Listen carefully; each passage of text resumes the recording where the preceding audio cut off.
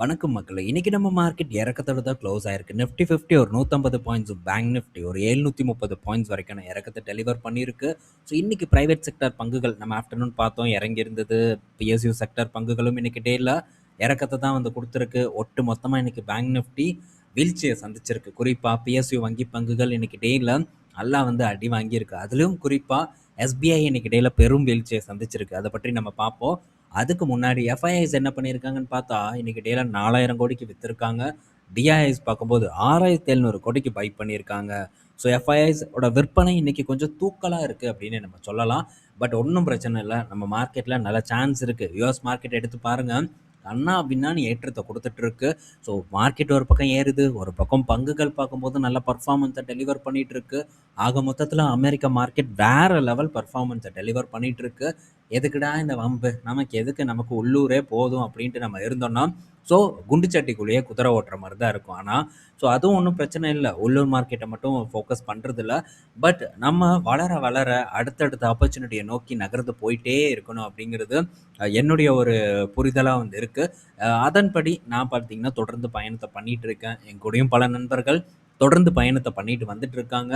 So எங்க நமக்கு chance கிடைக்குதோ எக்ஸ்ப்ளோர் பண்ண ட்ரை பண்ணுவோம். புது விஷயங்கள நம்ம கத்துக்கிறதுக்கும் முடிஞ்ச அளவுக்கு ட்ரை பண்ணுவோம். எனக்கு எதுக்கு அப்படின்னு சொல்லிட்டு நம்ம விட்டோம்னா, அதுக்கப்புறம் பெரிய ஆப்பர்ச்சுனிட்டி மிஸ் ஆனதுக்கப்புறம், அச்சச்சோ! போச்சே! அப்படின்ட்டு நமக்கு ஒரு ஒரு இது ஏற்படும். ஒரு சங்கடம் ஏற்படும். இந்த நிலைமை நமக்கு வரக்கூடாது. கத்துக்கிறதுக்கு எல்லை இல்ல. தொடர்ந்து நம்ம கத்துக்கிட்டே இருப்போம் அப்படிங்கிறத இந்த இடத்துல நான் சொல்லிக்கிறேன். யுஎஸ் மார்க்கெட் பற்றியான அப்டேட்ட நான் ரெடில் ஆப்ஷன் குளோபல்ல கொஞ்ச நேரத்துக்கு முன்னாடி ஒரு 1 ஹவருக்கு முன்னாடி வந்து போஸ்ட் பண்ணியிருக்கேன். ஸோ இன்னைக்கு டேலியும் இன்டெல் எல்லாம் பட்டைய கிளப்பிட்டு இருக்கு. ஸோ இன்டெலோட ஃபியூச்சர் growth டிரைவர் என்ன அப்படிங்கிறத பற்றி நம்ம கிளீனா பேசியிருப்போம். நோவோ நார்டிஸ்க் பற்றி பேசியிருப்போம். அண்டு மற்ற பங்குகள் NVIDIA பற்றியும் நம்ம அதில் டிஸ்கஸ் பண்ணியிருக்கோம். மேபி இன்ட்ரெஸ்டடாக இருந்தால் நீங்கள் செக் பண்ணி பார்க்கலாம். ஸோ அடுத்தது எஸ்பிஐ பேங்கோட நம்ம ஆரம்பிப்போம் இந்தியன் மார்க்கெட் அப்டேட்டை.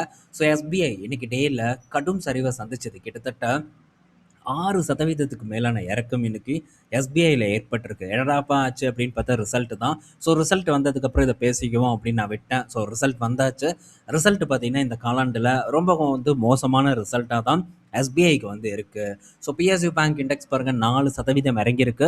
ஸோ திரும்ப வாய்ப்பு வருமான்னு பார்க்கணும். ஸோ கண்டிப்பாக மார்க்கெட் வீழ்ச்சியில் நமக்கு ஆப்பர்ச்சுனிட்டிஸ் ஏற்படும்.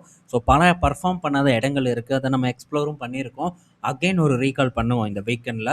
ஸோ இப்போ பிஎஸ்யூ அதாவது இந்த பிஎஸ்யூ பங்கான எஸ்பிஐயோட ரிசல்ட் நம்ம எடுத்து பார்த்தோம்னா, இந்த காலாண்டில் பெரிய அளவுக்கு வந்து சரிவடைஞ்சிருக்கு. பட் ஓவராலாக ஒட்டுமொத்தமாக இந்த வருடத்தோட பர்ஃபார்மன்ஸ் பார்க்கும்போது பெட்டராக தான் வந்து பண்ணியிருக்காங்க எஃப்ஐ 26ல். ஸோ எஃப்ஐ 26ல் 86,666 கோடி, கிட்டத்தட்ட 6000 கோடி லாபம் அதிகமாக இருக்குது. ஆனால் அதுக்கு முந்தைய வருடத்தில் கிட்டத்தட்ட 10,000 கோடி கிட்ட 10,000 கோடிக்கு மேலே அவங்களுடைய லாபம் உயர்வு அடைஞ்சிருந்தது. ஸோ இப்போ கொஞ்சம் ஸ்லோ டவுன் ஆயிருக்கு. ஸோ ரீசன் இருக்குது இந்த காலாண்டோட பர்ஃபார்மன்ஸ் டிக்ளைன் ஆனதுக்கு. இந்த காலாண்டோட பர்ஃபார்மன்ஸ் ஒரு மெயின் ரீசன் வெறும் 20,000 கோடி தான், 20,500 கோடி தான் லாபத்தை போஸ்ட் பண்ணியிருக்காங்க. போன காலாண்டில் அது 22,000 கோடியாக இருந்திருக்கு. இயர் ஆன் இயர் பார்க்கும்போது ரொம்ப சின்னதான ஒரு growth தான் எஸ்பிஐயில் ஏற்பட்டிருக்கு. மெயின் ரீசன் பார்க்கும்போது ட்ரெஷரி இன்கமில் பெரிய அளவுக்கு வந்து ட்ராப் ஏற்பட்டிருக்கு. வெறும் 1259 கோடி தான் எஸ்பிஐக்கு ட்ரெஷரி இன்கம் இருந்திருக்கு. இது போன வருடத்தில் 8,991 கோடி கிட்ட இருக்கு. அது போக அதர் இன்கம் பார்க்கும்போது 29% ட்ராப் ஆயிருக்கு. 17,314 கோடியா வந்து இருக்கு. ஸோ இதுவே நம்ம போன வருடம் பார்க்கும்போது 24,367 கோடி கிட்ட இருக்கு. ஸோ ஓவராலாக அதர் இன்கம் பாதிக்கப்பட்டிருக்கு. ஸோ அதே மாதிரி ட்ரெஷரி இன்கம் பெரிய அளவுக்கு வந்து சரிவடைஞ்சிருக்கு.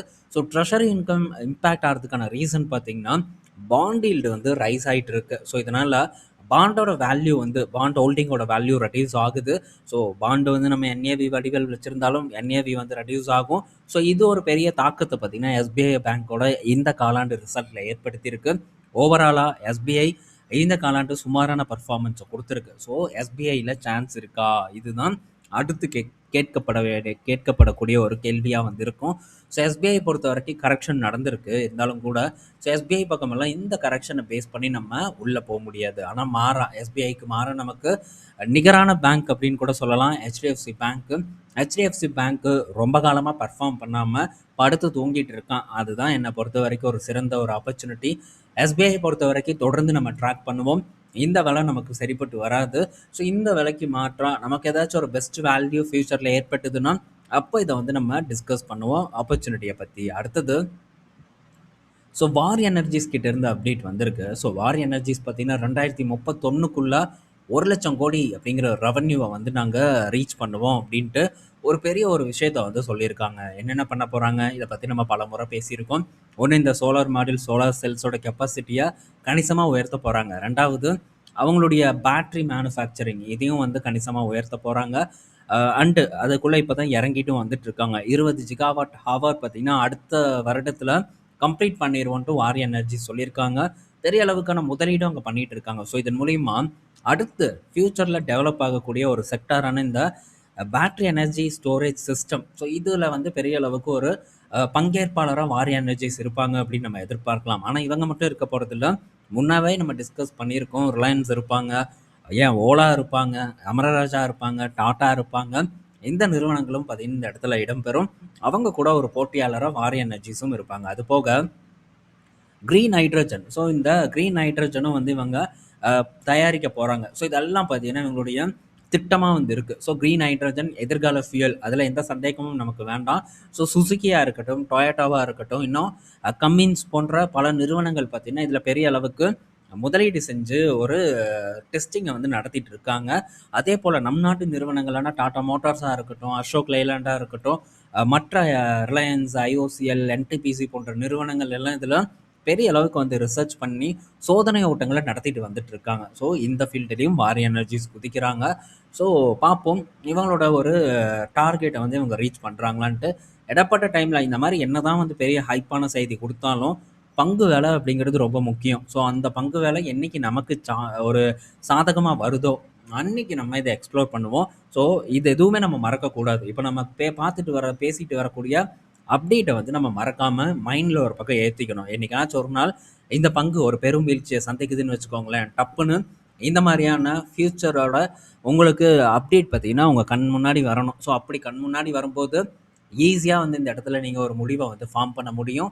அப்போ ஒரு சிறந்த ஒரு பொசிஷன் வந்து பில்ட் பண்ண முடியுங்கிறது என்னுடைய ஒரு நம்பிக்கையாக இருக்குது. கண்டிப்பாக நம்ம இதெல்லாம் வந்து பண்ணத்தான் போகிறோம், பண்ணுவோம் டெஃபினட்டாக. அடுத்தது கல்யாண் ஜுவல்லர்ஸோட ரிசல்ட்டு. ஸோ கல்யாண் ஜுவல்லர்ஸ் வேறு லெவலில் ஒரு பர்ஃபார்மன்ஸை போஸ்ட் பண்ணியிருக்காங்க இந்த காலாண்டில். ஸோ டிவிடெண்ட் அனௌன்ஸ் பண்ணியிருக்காங்க. ஒரு ₹2 ஒரு நல்ல டிவிடெண்ட் தான். என்னப்பா ₹2 நல்ல டிவிடெண்டா? பங்கு ₹400 மேலே இருக்குது. ஸோ ₹2 டிவிடெண்ட் எப்படி நல்ல டிவிடெண்ட் ஆகும்னு கேட்கலாம். ஆனால் இது ஒன்ஸ் வந்து ஒரு 50-60 கிட்ட ட்ரேட் ஆகிட்டு இருந்தது. ₹55 ₹56 வரைக்கும் லோவில் போச்சு. அந்த டைம் இதை பற்றி நம்ம டிஸ்கஸ் பண்ணியிருக்கோம். பெட்டர் பர்ஃபார்மன்ஸை டெலிவர் பண்ணியிருக்கு. ஏன் ரீசெண்டாக என் ஃப்ரெண்ட் ஒருத்தர் திரும்ப வாங்குடா, கொஞ்சம் தனி அக்கௌண்ட்லேயாச்சும் வாங்கு அப்படின்ட்டு என்னை வற்புறுத்தினா. நான் அப்போ கூட உங்கள் கூட ஷேர் பண்ணியிருந்தேன். ஸோ இது என் ஃப்ரெண்டோட வற்புறுத்தலின் பேரில் தான் நான் வாங்குறேன் அப்படின்ட்டு. ஸோ அதுவும் என்கிட்ட இருக்குது. பெரிய ஒரு ஏற்றத்தெல்லாம் வந்து கொடுக்கல. ஆனால் இந்த ரிசல்ட் பார்த்த உடனே பார்த்தீங்கன்னா என் ஃப்ரெண்டுக்கு தான் நான் கூப்பிட்டேன். ஸோ கூப்பிட்டு இதை பற்றி நான் டிஸ்கஸ் பண்ணிகிட்டு இருந்தேன். ஸோ கல்யாண் ஜுவல்லர்ஸோட ரிசல்ட் நல்லா இருக்குது. ஸோ இதோட ஃபர்தர் ஒரு பர்ஃபார்மன்ஸ் பார்த்தீங்கன்னா நல்லா போகும் அப்படிங்கிற ஒரு எதிர்பார்ப்பு இருக்குது. பட் போகுமா என்னன்னு தெரியல. பட் லாங் டேர்முக்கு ஒரு நல்ல பிளேயராக இருப்பாங்க. ஒரு நல்ல ப்ரைஸில் ஒரு ₹100 கீழே வாங்கியிருந்தா கண்டிப்பாக கல்யாண் ஜுவல்லர்ஸ் ஒரு பெட்டர் பெட் தான். பட் நான் வாங்கினேன், இப்போ ரீசெண்டாக வாங்கினது பார்த்தீங்கன்னா ஹோல்டிங்கெல்லாம் கிடையாது. ஒரு நல்ல விலை வந்ததுன்னா கொடுத்துட்டு நான் வெளியே போயிடுவேன். இது என்னுடைய ஒரு ஐடியா. ஓவராலாக நல்ல பர்ஃபார்மன்ஸாக கல்யாண் ஜுவல்லர்ஸ் டெலிவர் பண்ணியிருக்காங்க செகண்ட் குவார்ட்டரா. அடுத்தது உஜ்ஜீவன் ஸ்மால் ஃபினான்ஸ் பேங்கோட ரிசல்ட் வந்திருக்கு. உஜ்ஜீவன் ஸ்மால் ஃபினான்ஸ் பேங்கோட பர்ஃபார்மன்ஸ் இந்த காலாண்டில் நல்லாவே வந்து இருக்குங்க. ஸோ உஜ்ஜீவன் மட்டும் இல்லை, இதுக்கு முன்னாடி எக்விட்டா ஸ்மால் ஃபினான்ஸ் பேங்கோட ரிசல்ட் வந்தது. அவங்களும் நல்ல பர்ஃபார்மன்ஸ், அதுவும் பல காலாண்டுகளுக்கு பிறகு நல்ல ஒரு பர்ஃபார்மன்ஸை பார்த்தீங்கன்னா எக்விட்டாஸ் ரெஜிஸ்டர் பண்ணியிருந்தாங்க. ஸோ உஜ்ஜீவனும் பார்த்தீங்கன்னா நல்ல ஒரு பர்ஃபார்மன்ஸை இந்த காலாண்டில் பார்த்தீங்கன்னா போஸ்ட் பண்ணியிருக்காங்க. ஸோ திரும்ப பழைய பன்னீர்செல்வமாக உஜ்ஜீவன் ஸ்மால் ஃபினான்ஸ் பேங்க் வந்திருக்கு. பட் அசட் குவாலிட்டியிலலாம் அந்தளவுக்கு பெரிய ஒரு மாற்றமெல்லாம் இல்லைங்க. அதே மாதிரி ஃப்ளாட்டாக தான் வந்து இருக்குது. பட் ப்ராஃபிட்டை நல்லா ரெஜிஸ்டர் பண்ணியிருக்காங்க. ஒரு 2000 கோடி ரைஸ் பண்ண போகிறதாவும் ஒரு அப்டேட் வந்து கொடுத்துருக்காங்க.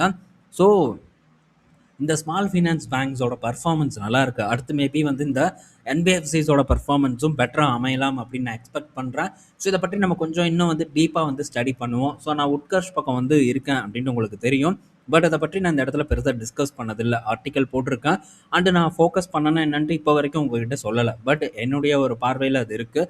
ஸோ அதை பற்றி இங்கே சொல்லவும் வேண்டாங்கிறது தான் என்னோட விருப்பம். ஏன்னா அது ஒரு சின்ன பேங்க். அதை பற்றி நம்ம பேச போய் அது மேபி ஒரு ப்ராப்ளம் கூட வரலாம். ஸோ பார்ப்போம் நாளைக்கு ரிசல்ட் இருக்குது, என்ன மாதிரியான ஒரு பர்ஃபார்மன்ஸ் உட்கர்ஷ் வந்து போஸ்ட் பண்ணுறாங்கன்ட்டு. அடுத்தது ஹியூண்டாய் மத்தியானம் தான் நம்ம பேசணும். ஸோ உங்களுடைய ரிசல்ட் வந்திருக்கு. ரொம்ப சுமாரான ஒரு ரிசல்ட்டை பார்த்தீங்கன்னா ஹியூண்டாய் இந்த காலாண்டு டெலிவர் பண்ணியிருக்காங்க. அது போக நம்ம ஆல்ரெடி என்ன டிஸ்கஸ் பண்ணியிருக்கோம், மாருதியோட விக்டாரிஸ் பார்த்தீங்கன்னா இந்த ஹியூண்டாய் கிரெட்டாவை வந்து சேலஞ்ச் பண்ணுறதுக்காக அந்த பொசிஷனில் பார்த்தீங்கன்னா அது களமிறக்கப்பட்டிருக்கு அப்படின்ட்டு. ஆல்மோஸ்ட் பார்த்தீங்கன்னா இப்போது கிரெட்டாவோட வால்யூம்க்கு ஈக்குவலாக அதுக்கு கொஞ்சம் தான் வந்து கம்மியாக இருக்குது. ஒரு 1000 1500 யூனிட் தான் கம்மியாக வந்து விற்றுருக்காங்க இந்த ஏப்ரல் மாதம். கிட்டத்தட்ட ஒரு 13,700 13,800 யூனிட் கிட்ட விக்டோரிஸ் வந்து விற்றுருக்கு. இதே கிரெட்டா பார்க்கும்போது ஒரு 15,300 யூனிட் கிட்ட வந்து விற்றுருக்காங்க. கிரெட்டா சேல்ஸ் டிக்ளைன் ஆயிருக்கு. விக்டோரிஸ் சேல்ஸ் வந்து கொஞ்சம் வந்து டாப்பில் இருக்குது இந்த ஏப்ரல் மாதத்தை பொறுத்த வரைக்கும். இப்போ இந்த காலாண்டு பர்ஃபார்மன்ஸ் எடுத்து பார்த்தா 1,600 கோடியாக இருக்குது. போன காலாண்டோட கம்பேர் பண்ணால் பெட்டர். ஆனால் ரொம்ப நாளாக இவங்களுடைய பர்ஃபார்மன்ஸ் ஃப்ளாட்டாக இருக்குது. அதுவும் ரொம்ப நாள் பர்ஃபார்மன்ஸ் கூட கம்பேர் பண்ணால் கடந்த 2 காலாண்டு ரொம்பவே வீக்காக இருக்குது இந்த ஹியூண்டாயை பொறுத்த வரைக்கும். ஸோ எனக்கு என்னமோ இந்த ஹியூண்டாயில் ஒரு பிரைட் ஆப்பர்ச்சுனிட்டி ஏற்படுமோ அப்படின்னு தான் நான் எக்ஸ்பெக்ட் பண்ணுறேன். ஸோ ஏற்பட்டதுன்னா அது என்னை பொறுத்த வரைக்கும் நல்லது. டெஃபினட்டாக பார்த்தீங்கன்னா இந்த இடத்துல நான் வந்து பொசிஷன் பில்ட் பண்ண ஸ்டார்ட் பண்ணுவேன். எனக்கு இந்த இடத்துல நம்பிக்கையும் இருக்குது. ரெஃப்ரெஷிங் மாடல் பார்த்தீங்கன்னா கண்டிப்பாக மார்க்கெட்டில் ஹிட் ஆகும் அப்படிங்கிற ஒரு எதிர்பார்ப்பும் எனக்கு அதிகமாக இருக்குது ஹியூண்டாயை பொறுத்த வரைக்கும். ஸோ பொறுத்திருந்து பார்ப்போம். அதே மாதிரி ஸோ இந்த விக்டோரிஸ் அண்ட் கிரெட்டா அண்ட் இந்த சியாரா ஸோ சேல்ஸ் எப்படி இருக்குங்கிறத பற்றியும் நம்ம அடுத்த வரக்கூடிய வீடியோஸில் வந்து டிஸ்கஸ் பண்ணுவோம். இன்னும் சியாராவோட நம்பர்ஸ் வந்து எனக்கு கிடைக்கல. ஸோ ஒன்ஸ் வந்து அது கிடைச்சதுக்கப்புறம் கண்டிப்பாக அதை பற்றி நம்ம டிஸ்கஸ் பண்ணலாம். ஸோ அடுத்தது டொயோட்டாவோட அப்டேட் இருக்குது. ஸோ டொயோட்டாவை பற்றியும் நம்ம தனியாக டீட்டெயில்டாக வந்து டிஸ்கஸ் பண்ணிக்கலாம். ஸோ டொயோட்டா பார்த்தீங்கன்னா இப்போது சரிவடைஞ்சிட்டும் வந்துட்டு இருக்கு. எனக்கு தெரிஞ்சு டொயோட்டாவில் திரும்ப ஒரு ஆப்பர்ச்சுனிட்டி உண்டாக போகுது. என்னன்னா ஸோ இதுக்கு முன்னாடி பார்த்தீங்கன்னா நான் இந்த டொயோட்டாவில் வந்து ஒரு ஷார்ட் டேர்ம் பண்ணேன். எக்ஸிட்டும் வந்து பண்ணியாச்சு. இப்போ திரும்ப பார்த்தீங்கன்னா இன்னொரு டைம் ஒரு ஆப்பர்ச்சுனிட்டி நமக்கு ஏற்படுது. ஸோ அந்த டைம் மேபி வந்து ஒரு நல்ல நான் எக்ஸ்பெக்ட் பண்ணக்கூடிய ரேஞ்ச் வந்ததுன்னா கொஞ்சம் பொசிஷனை வந்து ஆட் பண்ணுறதுக்கும் நான் ட்ரை பண்ணுவேன். அது போக ஸோ இன்னும் வந்து ட்ரேடிங்காகவும் இந்த இடத்துல வந்து நான் ஆப்பர்ச்சுனிட்டியை வந்து எதிர்பார்ப்பேன். பட் வருதான்னு பார்ப்போம். கிட்டத்தட்ட $250 இப்போ $188 திரும்ப பழையபடி வந்திருக்கு. ஸோ ஃபர்தராக வீக்கன் ஆகும்னு நான் நினைக்கிறேன். ஏன்னா பிஒய்டியோட காம்படிஷன் ஹெவியாக வந்து இருக்குது. ஸோ இந்த பிஒய்டியை பற்றியும் டொயோட்டாவை பற்றியும் நம்ம இன்னொரு வீடியோவில் டீட்டெயில்டாக பேசினா தான் கண்டிப்பாக வந்து உங்களுக்கு புரியும். ரீட்டைல் ஆப்ஷன் குளோபலில் இதை பற்றி நம்ம டிஸ்கஸ் பண்ணுவோம். பிஒய்டி அடுத்த கட்ட வளர்ச்சியை நோக்கி நகர்ந்து போயிட்டு இருக்காங்க. திரும்ப வீழ்ந்த விற்பனையை தூக்கி நிறுத்தக்கூடிய ஒரு முயற்சியில் இறங்கியிருக்காங்க. அது கண்டிப்பாக அவங்களுக்கு வெற்றியும் கொடுக்கும் அப்படின்னு நான் நினைக்கிறேன். ஸோ ஒரு பக்கம் சைனா மார்க்கெட்டில் மேபி வந்து இன்வெஸ்ட்மெண்ட் பண்ணியிருந்தால் கண்டினியூ பண்ணுறதுக்கு ட்ரை பண்ணுறது ஒரு பெட்டர் ஐடியாவாக இருக்கும். நான் டெஃபினட்டாக கண்டினியூ பண்ணுவேன். ஏன்னா ஸோ அங்கே இருக்கக்கூடிய மார்க்கெட்டில் பெரிய அளவுக்கான ஒரு பொட்டன்ஷியல் இருக்கிறதா நம்புகிறேன். அங்கே பல விஷயம் டெக்னாலஜிலையும் சரி மற்ற இண்டஸ்ட்ரீஸ்லேயும் சரி சூப்பரான பர்ஃபார்மன்ஸை கொடுத்துட்ருக்காங்க. தொடர்ந்து வளர்ச்சி ஃபர்தராக அந்த வளர்ச்சி இருக்கும் அப்படிங்கிற ஒரு நம்பிக்கை எனக்கு இருக்குது. ஸோ வெயிட் பண்ணி பார்ப்போம் என்னெல்லாம் நடக்குதுன்ட்டு. ஸோ இந்த வீடியோவில் பல இன்ஃபர்மேஷன் பார்த்துருப்போம். அமெரிக்கா மார்க்கெட், சைனா மார்க்கெட் பற்றியான ஒரு சின்ன வியூ அண்டு நம்ம மார்க்கெட் பங்குகள் பற்றியான பல கொஞ்சம் டீட்டெயில்டான அப்டேட்டை நம்ம பார்த்துருப்போம். பயனுள்ளதாக இருக்கும் அப்படின்னு நான் நினைக்கிறேன். நாளைக்கு நம்ம இன்னொரு வீடியோவில் மீட் பண்ணுவோம். பாய் மக்களே.